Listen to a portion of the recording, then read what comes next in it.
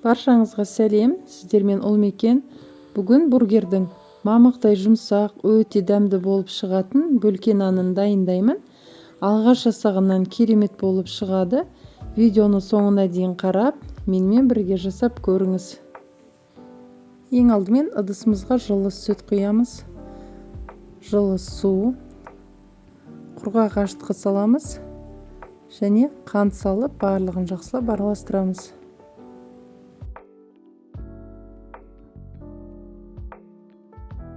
Одан кейін 2 ас қасық ұн саламыз. Ұнды мен алдын ала електен өткізіп дайындап қойдым. Енді барлығын жақсылап араластырамыз. Мен апара жасап аламын алдын ала. Осылай бетін жауып, үстелдің үстіне 10 минутқа қалдырамын. Егер бөлме салқын болса, жылы жерге орап қойсаңыз болады.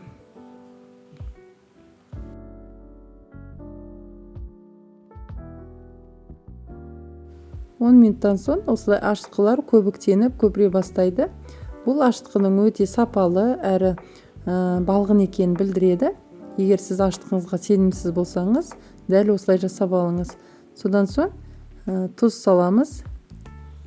Жұмсақ немесе ерітілген сары майды саламыз. Барлығын жақсылап араластырамыз. Енді ұнды аз-аз мөлшерден сала отырып, қамыр илейміз. Ұнның барлығын бірден салмаймыз. Себебі қамыр қатты болып қалуы мүмкін. Ұнның тығыздығы әртүрлі болғандықтан жазылған мөлшерден аз немесе көп мөлшер кетуі мүмкін. Осылай қоюланып, біріге бастаған соң қолымызбен жақсылап илейміз. Бізде жұмсақ қамыр болып шығуы керек.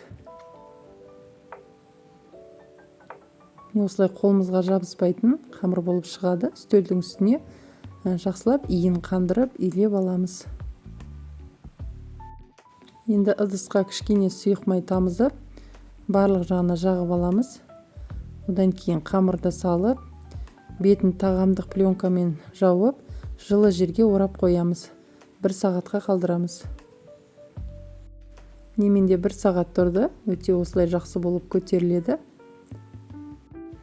Енді қолымызбен тағы да 1-2 рет жақсылап илеп аламыз.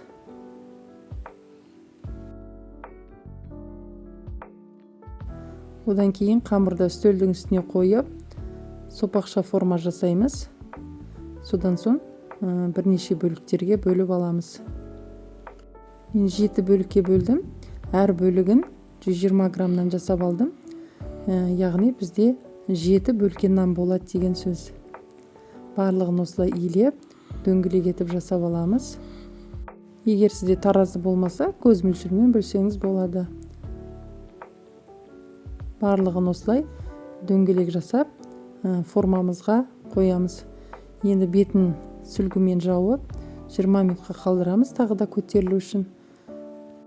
Не осылай тағы да көтерілетін болады. Енді мен формам кішкентай болғандықтан мен бөліп пісіремін. Осылай 2 күлшемізді алып тастаймыз.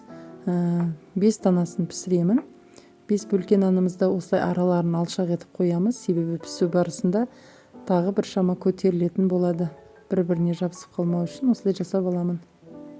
Егер сізде протеин үлкен болса, барлығын бірден пісірсеңіз болады. Енді үстін осылай кішкене қолымызбен басамыз. Енді қызарып, жылтырап әдемі болып пісу үшін осылай жұмыртқаны жағып аламыз.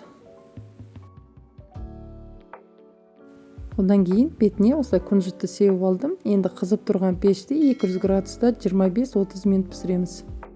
Осымен біздің бургерге арналған өте әдемі бөлке нандарымыз дайын. Егер сізге осы видео ұнаса, лайк басып, қазақша каналды қолдап, тіркеліп қоюды ұмытпаңыз. Назарларыңызға көп-көп рахмет. Қош сау болыңыздар.